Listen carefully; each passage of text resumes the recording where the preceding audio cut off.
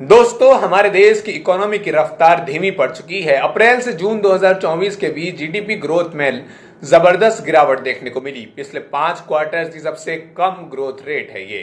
क्या ये मोदी सरकार की पॉलिसीज का नतीजा है? आज हम इस बारे में खुलकर बात करेंगे।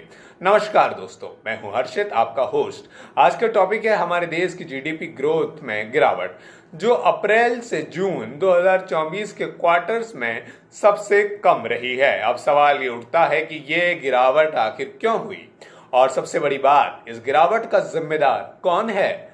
दोस्तों, आरबीआई रिपोर्ट्स के मुताबिक अप्रैल से जून 2024 में इंडिया की जीडीपी ग्रोथ रेट सिर्फ 4.5% पर आ गई है, जो पिछले 5 क्वार्टर्स की सबसे कम है। ये वही सेम क्वार्टर्स है जो आम आदमी को महंगाई की मार भी सबसे ज्यादा झेलनी पड़ी। एक तरफ प्राइस आसमान छू रहे हैं और दूसरी तरफ ग्रोथ ठंडी नहीं पड़ रही, मतलब आपकी जेब पर डबल अटैक। अब जरूरी है कि यह समझना कि इस गिरावट के लिए मोदी सरकार कितनी जिम्मेदार है। जब से यह सरकार आई है तब से हर साल 5 ट्रिलियन इकोनॉमी का सपना दिखाया जा रहा है, लेकिन आखिर कब? जब ग्राउंड रियलिटी पर देखा जाए तो मैन्युफैक्चरिंग सेक्टर भी स्ट्रगल कर रहा है, जॉब मार्केट अनस्टेबल है और नए इन्वेस्टमेंट प्रोजेक्ट की गति भी थमी हुई है। और हम बोलते हैं कि इंडिया की इकोनॉमी 5 ट्रिलियन पहुंच जाएगी। कैसे? ये गिरावट इस बात का सबूत है कि आत्मनिर्भर भारत और मेक इन इंडिया जैसी स्कीम्स बस स्लोगन ही हैं। ग्राउंड इम्प्लीमेंटेशन अभी भी मिसिंग है। आखिर सरकार ने ऐसे कौन से कंक्रीट स्टेप लिए हैं जो इकोनॉमी को स्पीड करने में मदद करें या काम आए? बैंक लोन की एक्सेसिबिलिटी और इंटरेस्ट रेट भी जहां से तहां नहीं हुआ। नए एमएमएस यूनिट्स खुले, एमएसएमई यूनिट्स खुल रहे हैं, लेकिन सर्वाइवल रेट काफी लो है। दोस्तों, सबसे बड़ा लेसन है डिमोनेटाइजेशन और जीएसटी के बेकार इम्प्लीमेंटेशन का हैंगओवर अभी तक हमारी इकोनॉमी को झेलना पड़ रहा है। स्मॉल बिजनेस बंद हो गए हैं और जो बचे हैं उनका प्रॉफिट मार्जिन भी गिरा हुआ है।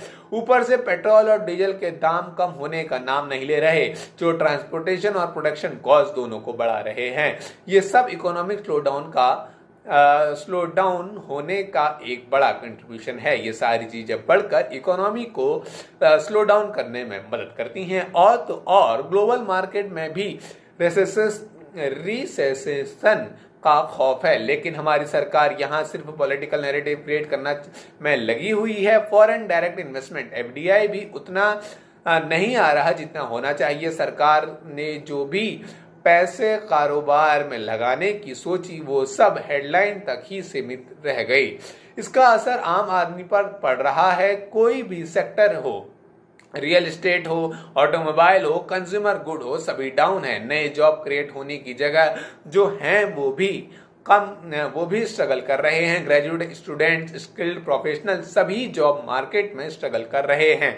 आज जब ग्रोथ स्लो है तो इकोनॉमी बढ़ने का सवाल नहीं होता। तो दोस्तों, अब जरूरी यह है कि हम सब मिलकर आवाज उठाएं।